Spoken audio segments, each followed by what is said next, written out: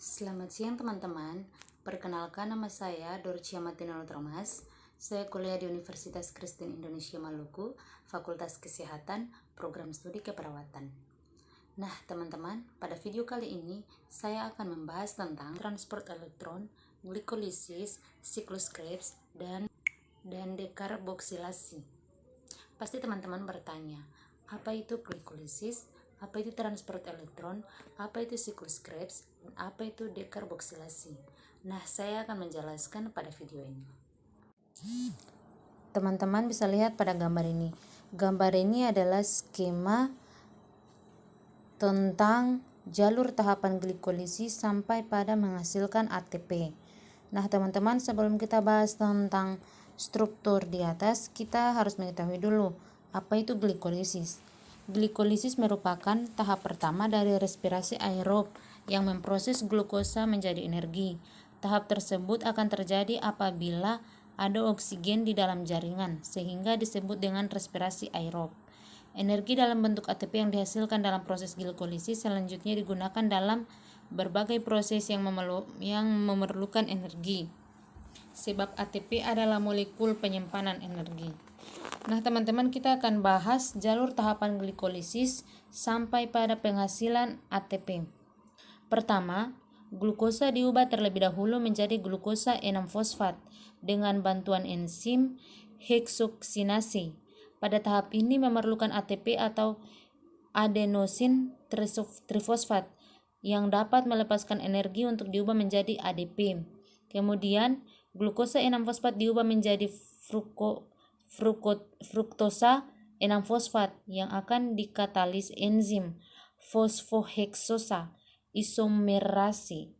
Tahap ketiga yaitu fruktosa 6-fosfat diubah menjadi fruktosa 1,6 bifosfat.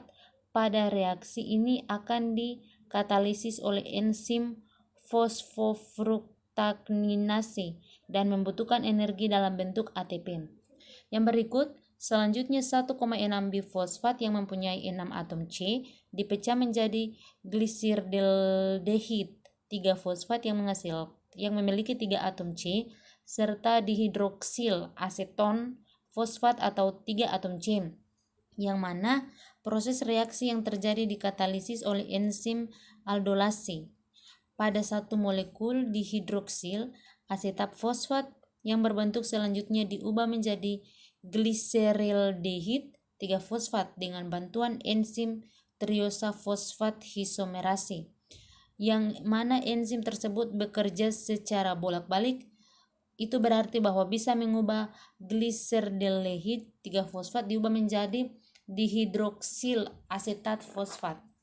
Yang berikut, gliserdaldehid 3 fosfat selanjutnya diubah menjadi 1,3 bifosfogliserat dengan bantuan enzim gliseraldehid 3 fosfat dehidrogenase. Dalam bentuk proses ini berbentuk NADH. Yang berikut, 1,3 bifosfogliserat diubah menjadi 3 fosfogliserat dengan bantuan enzim fosfogliserat kinase. Energi yang dilepaskan dalam reaksi ini dalam bentuk ATP.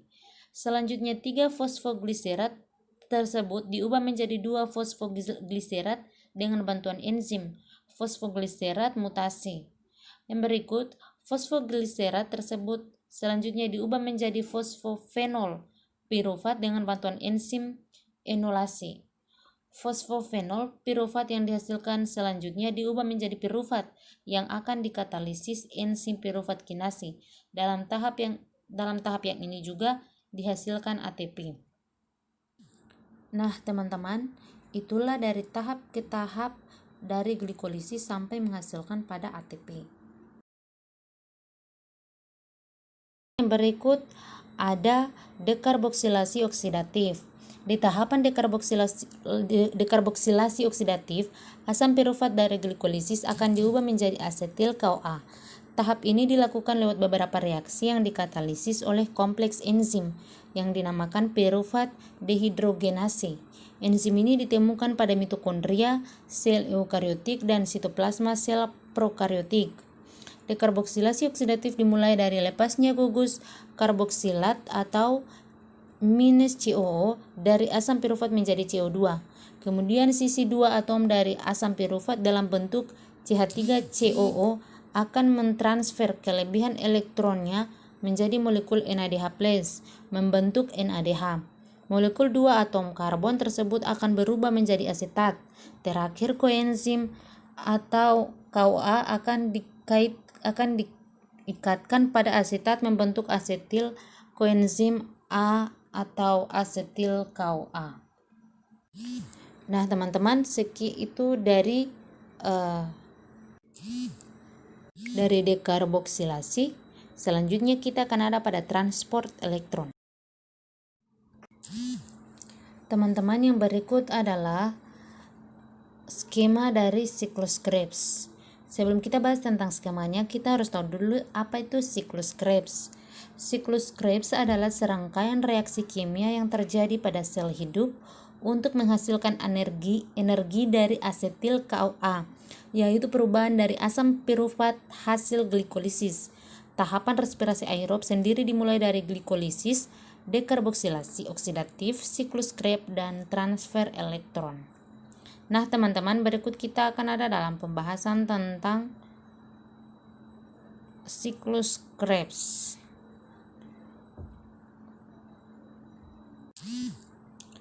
Molekul asetil KOA kemudian memasuki ke siklus Krebs untuk menghasilkan ATP, NADH, FADH, dan CO2. Tahapan-tahapan dalam proses ini akan membentuk lingkaran sehingga disebut dengan siklus. Siklus ini dimulai dengan asetil KOA berikatan dengan oksaloasetat membentuk sitrat.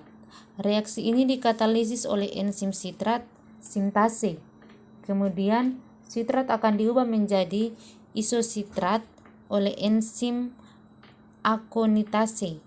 Isositrat tersebut diproses menjadi alfa-kateglutarat oleh enzim isositrat dehidrogenase. Reaksi ini melepaskan CO2 dan menghasilkan NADH. Selanjutnya alfa-ketaglutarat atau aketoglarat diubah menjadi suksinil KOA oleh enzim alfa-kateglutarat hidrogenase. Reaksi ini juga melepaskan CO2 dan menghasilkan NADH.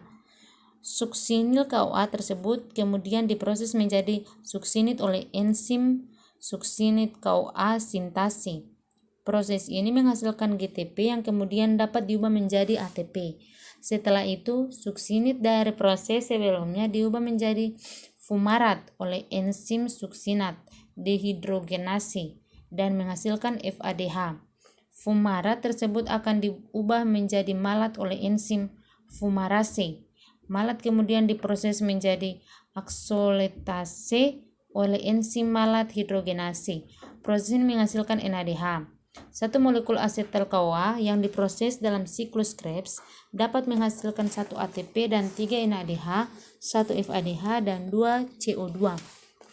Karena satu molekul glukosa dapat dipecah menjadi 2 asetil KOA, maka satu molekul glukosa dapat menghasilkan 2 ATP, 6 NADH, dan 2 FADH, dan 4 CO2 lewat siklus Krebs.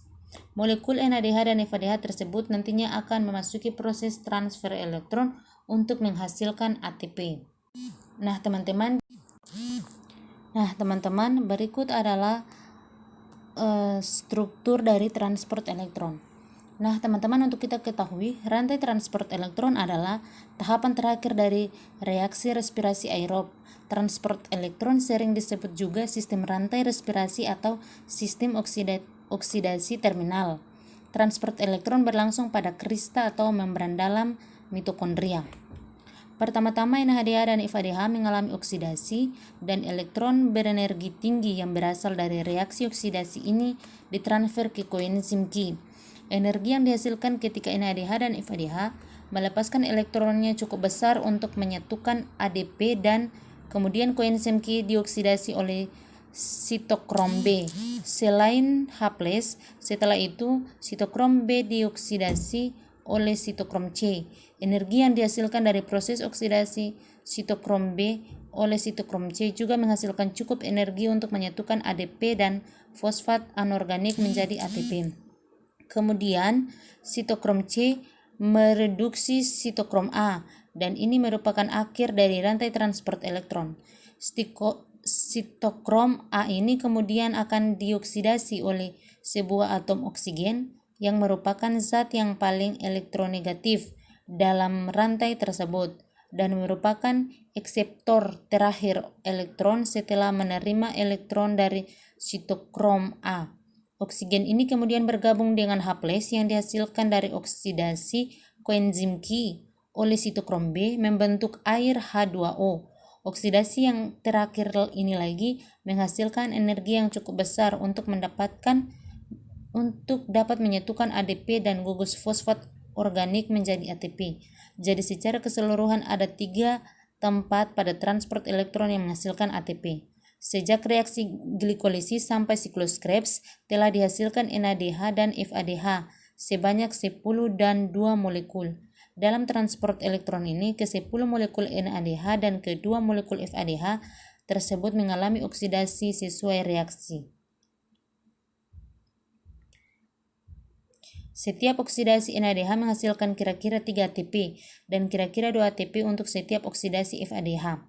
Jadi dalam transport elektron dihasilkan kira-kira 34 ATP ditambah dari hasil glikolisis dan siklus Krebs. Maka secara keseluruhan reaksi respirasi seluler menghasilkan total 38 ATP dari 1 molekul glukosa. Akan tetapi karena dibutuhkan 2 ATP untuk melakukan transport aktif, maka hasil bersih dari setiap respirasi seluler adalah 36 ATP. Demikianlah video singkat yang saya bawakan tentang transport elektron, glikolisis, siklus Krebs, dan dekarboksilasi. Semoga bisa membantu teman-teman semua ke depannya. Terima kasih.